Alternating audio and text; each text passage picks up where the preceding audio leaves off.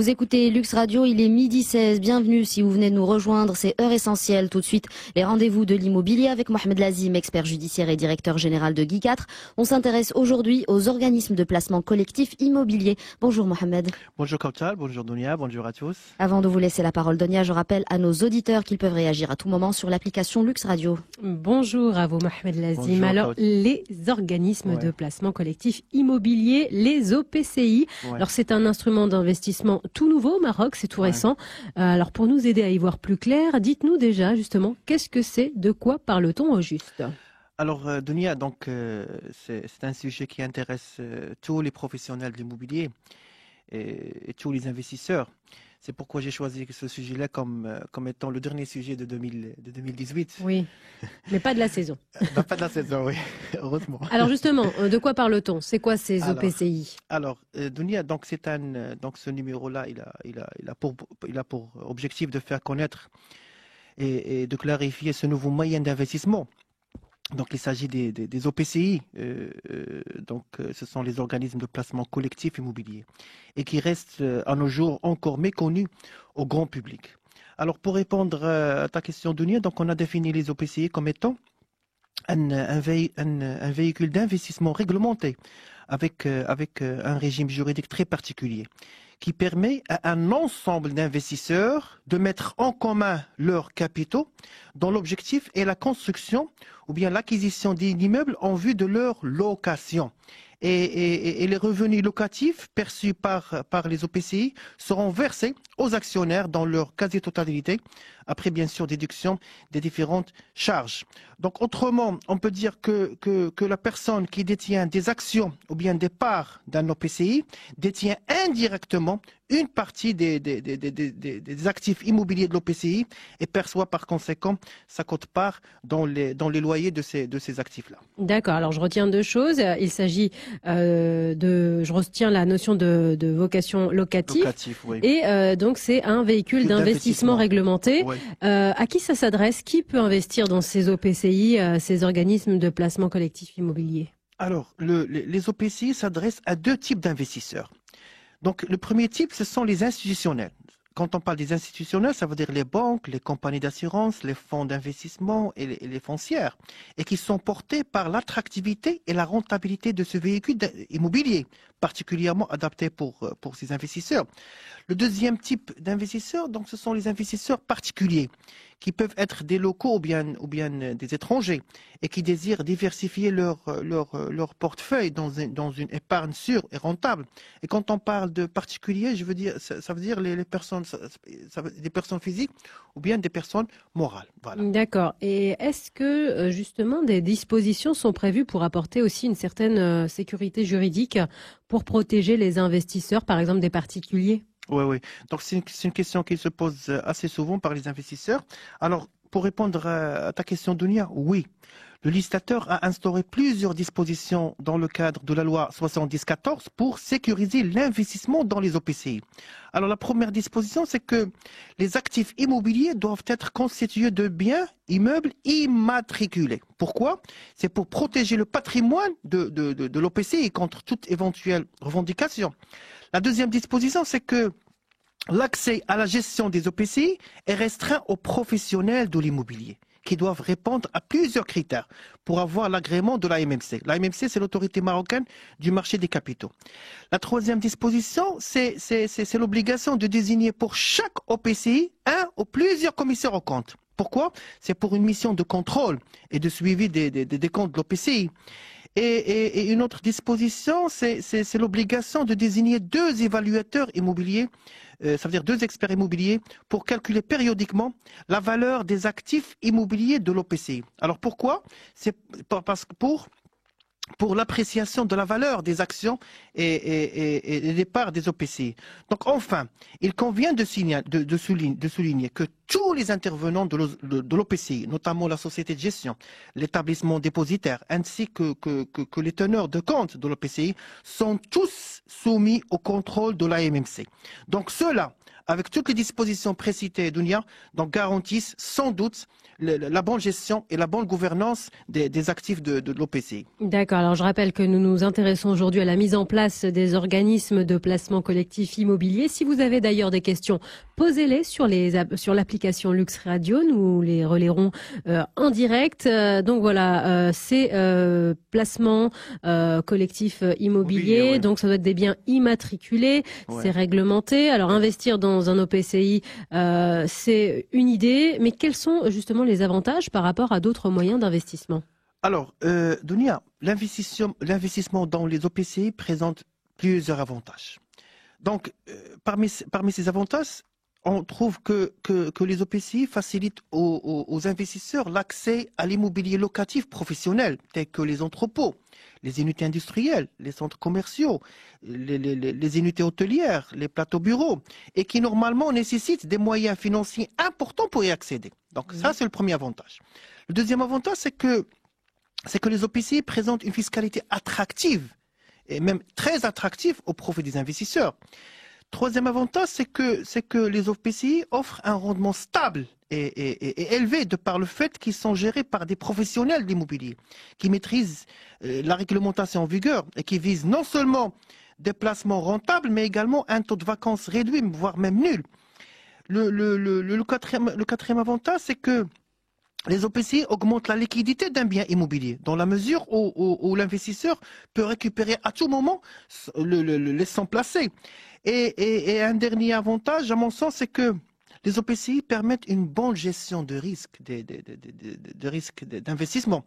Pourquoi? C'est de par le fait qu'ils permettent la diversification du portefeuille des actifs. Donc voilà quelques avantages qui peuvent encourager les investisseurs à investir dans les OPCI. Alors quelle est justement donc finalement la valeur ajoutée de ces OPCI dans le marché immobilier actuel?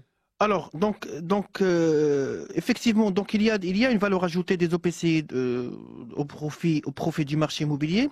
Donc en fait, c'est que le marché des OPCI permettra sans doute de dynamiser l'investissement immobilier. Et plus particulièrement l'investissement immobilier professionnel. Et ceci à travers la possibilité d'écouler les stocks non vendus des plateaux bureaux à date d'aujourd'hui et à travers la création des nouvelles zones d'attractivité et d'activité et de logistique. Également, le marché des OPCI permettra la collecte de l'épargne des investisseurs institutionnels et même des personnes physiques pour les orienter vers l'immobilier professionnel locatif. En plus de ça, c'est que les OPCI vont offrir au marché immobilier locatif des immeubles conformes aux normes et aux exigences des entreprises, puisque la gestion et la réalisation la gestion de ces actifs-là seront réalisées par des professionnels d'immobilier. D'accord, donc si je vous entends bien, c'est vrai qu'un des avantages aussi, c'est le côté que tout soit parfaitement réglementé. Réglementé, géré par des professionnels, immatriculé. Donc en ce sens-là, c'est une prise de risque beaucoup plus faible. En plus de ça, tout ça, c'est sous le contrôle des autorités. Oui, de la MMC. Voilà. D'accord. Alors, où est-ce qu'on en est aujourd'hui dans la mise en œuvre de ces OPCI? Alors, comme cela a été évoqué précédemment, donc le cadre légal est déjà instauré par la promulgation de la loi 70-14, qui est relative aux OPCI. Et les premières dispositions fiscales concernant les OPCI ont été introduites par la loi de finances de 2017. Et récemment, il y a 3 décrets. Donc, il y a des décrets d'application de la loi ont été adoptés par le Conseil de gouvernement, notamment le décret relatif à la composition et le fonctionnement de la commission chargée de donner son avis sur les demandes d'agrément des évaluateurs immobiliers. Donc voilà les textes juridiques qui ont vu le jour à date d'aujourd'hui. Et est-ce qu'il y a d'autres textes juridiques qui doivent venir voir le jour? Malheureusement, Dounia, oui. Oui. Pourquoi malheureusement? Alors, je vais m'expliquer. En fait, c'est que le cadre réglementaire nécessaire au démarrage des OPCI n'est toujours pas complet. En fait, c'est que le texte de loi et les décrets déjà publiés renvoient sur d'autres textes juridiques qui n'ont pas encore vu le jour jusqu'aujourd'hui et qui sont indispensables à la création et au fonctionnement des OPCI. Donc, je peux donner quelques exemples. Donc, il y a les circulaires de l'AMMC fixant notamment le contenu du dossier d'agrément lors de la commission de l'OPCI.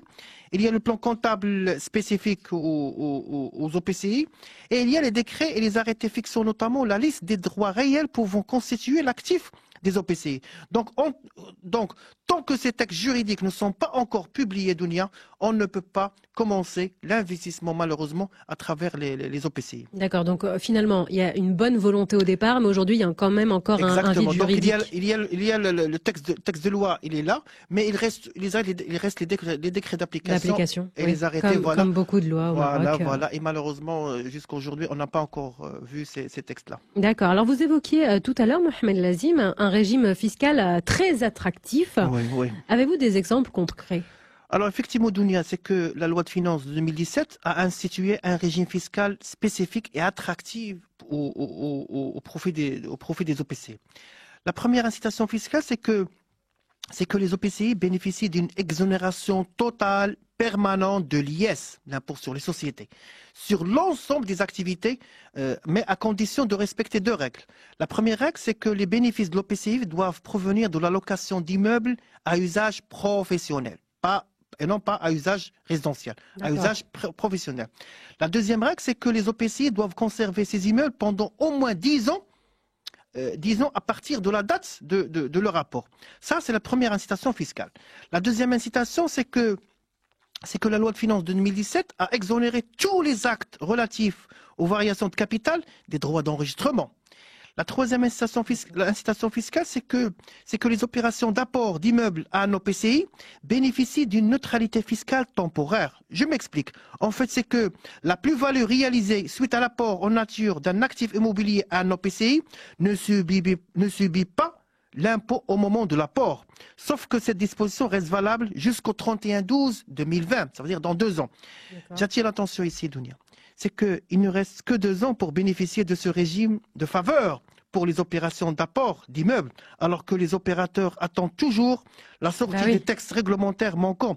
D'où la nécessité, Dounia, de prolonger passer à la vitesse supérieure. À la vitesse supérieure, ou bien de prolonger cette période transitoire pour encourager la création des OPCI. D'accord. Alors, d'après votre expérience du terrain, finalement, Mohamed Lazim, quelles sont vos recommandations pour réussir ce marché des OPCI au Maroc? Alors, Dounia, ce que je peux dire ici, c'est que l'ex-ministre des Finances, M. Boussaïd, il avait évalué pour le marché des OPCI un stock d'actifs approximatif de 200 milliards de dirhams, soit l'équivalent de 15% de l'assiette immobilière du Maroc. Comme vous le constatez, c'est que l'enjeu est énorme et il a suscité l'engouement et l'impatience des acteurs financiers. Donc, il est souhaitable, il est vivement recommandé que le gouvernement accélère la cadence de sortie des textes réglementaires restants. Donc c'est un appel lancé à M. Ben Chaboun. Oui, son successeur. Son successeur, oui. Et pourquoi? C'est pour un petit peu pour faire sortir ces OPCI et plusieurs investisseurs Dounia, plusieurs institutions attendent la sortie des textes juridiques restants pour l'application des OPCI. Et une fois le cadre légal et réglementaire est mis en place, il est très important de mener des campagnes d'information auprès du grand public. Pourquoi? C'est pour clarifier ce nouvel instrument d'investissement et d'informer les investisseurs de ces multiples avantages. Donc, et sur ceci, Dounia, donc je clore en espérant de tout mon cœur de voir le démarrage effectif des OPCI au Maroc en 2019. Oui, on aura l'occasion d'y revenir. On va prendre justement l'exemple de ce qui se passe en France en ce qui concerne les OPCI, puisque ça existe déjà là-bas depuis quelques temps. Exactement. Merci beaucoup, je vous en prie, Mohamed Lazim, un expert judiciaire et directeur général de Guy 4. Il était question, je rappelle donc, des organismes de placement collectif immobilier. Vous pouvez retrouver cette interview en podcast sur l'application Lux Radio. Et on vous retrouve bien sûr, Mohamed Lazim, en début d'année pour un nouveau rendez-vous de l'immobilier.